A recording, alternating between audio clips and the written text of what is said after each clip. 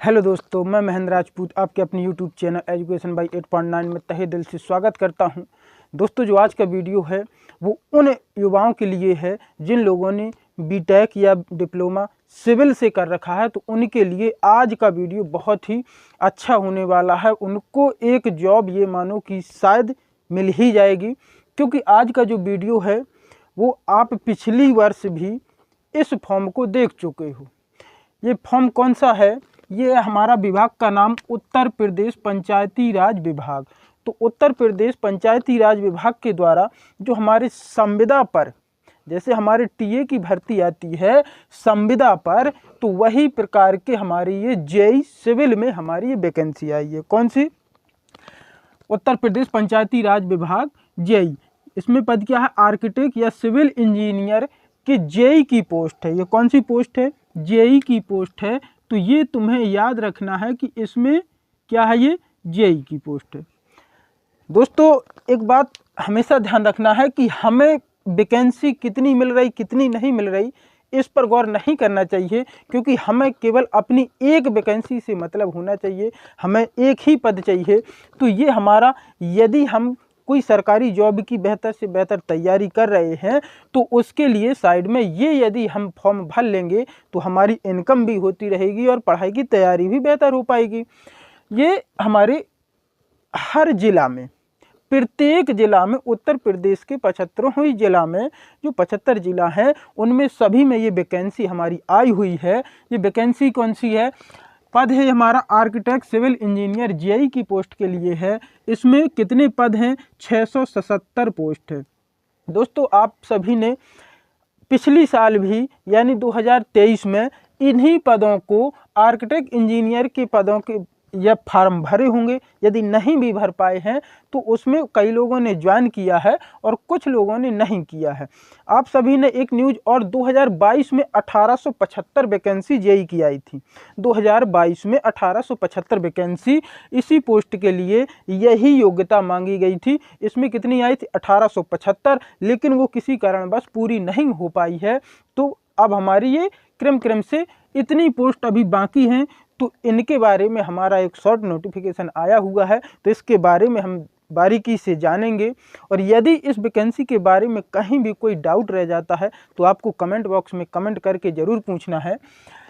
पदों की संख्या है हमारी 677। इसमें योग्यता क्या मांगी गई है? बीटेक हो या फिर डिप्लोमा हो, लेकिन हो किस ब्रांच से? सिविल से होना चाहिए। बीटेक हो या डिप्लोमा हो।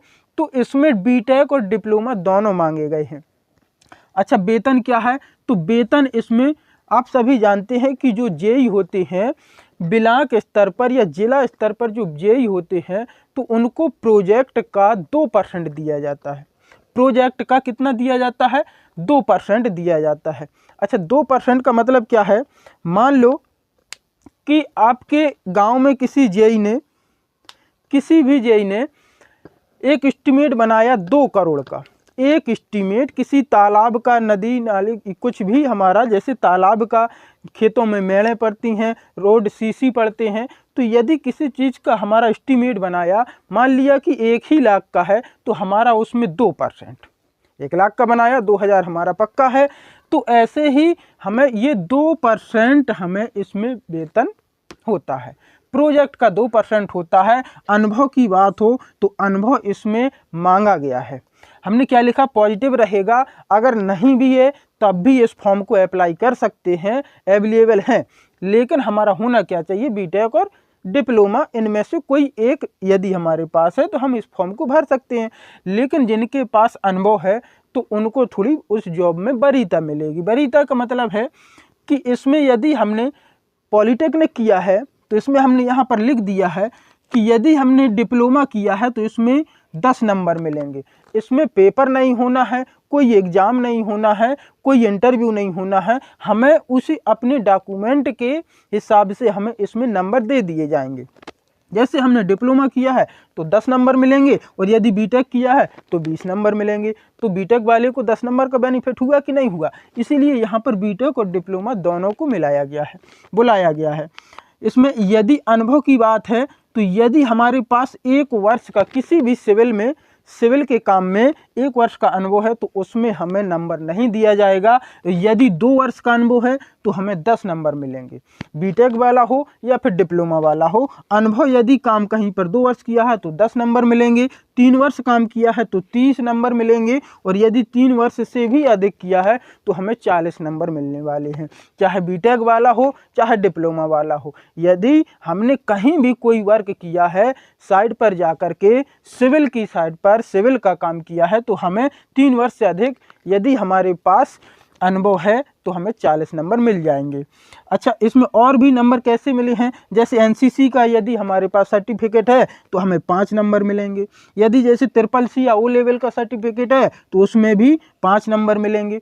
तो इस प्रकार से हमें नंबरों का बंटवारा किया गया था पिछली भर्ती में जो 2023 में आई थी। इस बार हमारी 677 वैकेंसी है। कुल टोटल पोस्ट 2022 में कितनी आई थी? 1875। वो भरते भरते 2022 में भरी, फिर 2023 में भरी, अब 2024 में हमारी 677 वैकेंसी बाकी है, जो कि अब हमारा इसका नोटिफिकेशन आ गया है। फॉर्म अप्लाई की डेट क्या है? तो दोस्तों ध्यान देना है कि इसमें कल एक नोटिफिकेशन आया था कि 15 तारीख से फॉर्म अप्लाई करना है। अप्लाई कैसे करना है? ये हमारा ऑनलाइन अप्लाई होगा। इसी साइट पर जाकर के उत्तर प्रदेश पंचायती राज विभाग की साइट में जाकर के इस फॉर्म को अप्लाई करना है, ऑनलाइन करना है। फीस नहीं लगेगी इसमें, ऑनलाइन फीस कुछ नहीं है। तो हमें इस फॉर्म को अप्लाई ज़रूर करना है। दोस्तों वीडियो अच्छा लगा हो तो एक बार लाइक, शेयर और सब्सक्राइब जरूर करना है। यदि इस वैकेंसी के बारे में कोई भी डाउट बचा हो तो कमेंट बॉक्स में कमेंट करना ना भूलें। धन्यवाद।